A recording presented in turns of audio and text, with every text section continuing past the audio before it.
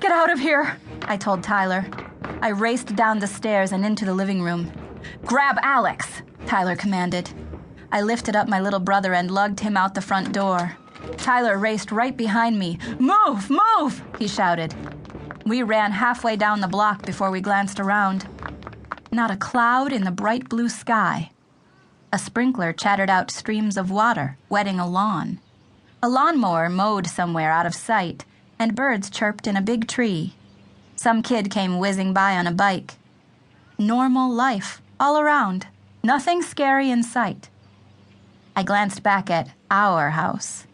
From this distance, it looked a lot like all the other houses on the street. Totally normal. What? Alex tapped my face. What? I set my little brother on the ground. Why'd you grab me? He asked. Huh?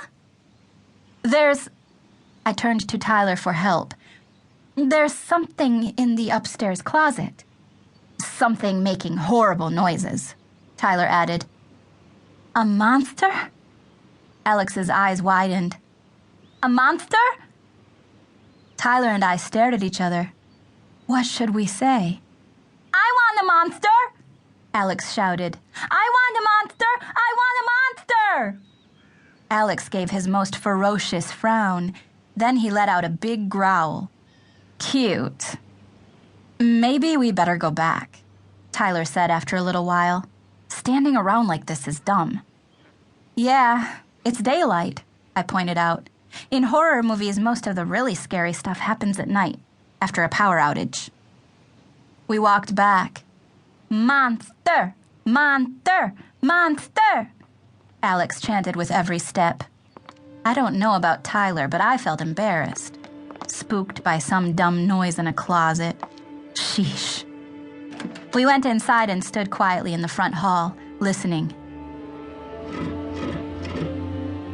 The sound again. Then...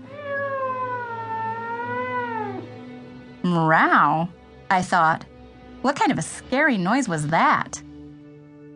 We climbed the stairs a step at a time, then stood in front of the closet door. Stand back here, I told Alex, setting him by the doorway into my room. If something scary comes out, rush into my room and slam the door. Alex frowned, sticking out his lower lip. Just do it. I used my best big sister voice. Tyler went to his room and came back with a baseball bat. He stood with the bat on his shoulder, ready to swing. We nodded at each other, and I grabbed the door handle. I turned it and pulled, ready to jump back. But the door was locked. Duh, I thought. Of course a door marked off limits would be locked. Then again, there was probably a key somewhere around here, unless the family that lived here took it with them. I grabbed Alex's hand and we headed for the kitchen. In most of the summer houses we visited, people kept spare keys in the kitchen. In one house, there was even a little cupboard for them, with hooks that had labels below them telling what the keys unlocked. In this kitchen, Tyler found a drawer full of assorted junk. In it was a key ring loaded with keys of different shapes and sizes. We climbed the stairs again and headed for the closet door. Tyler found the right key after 5 tries.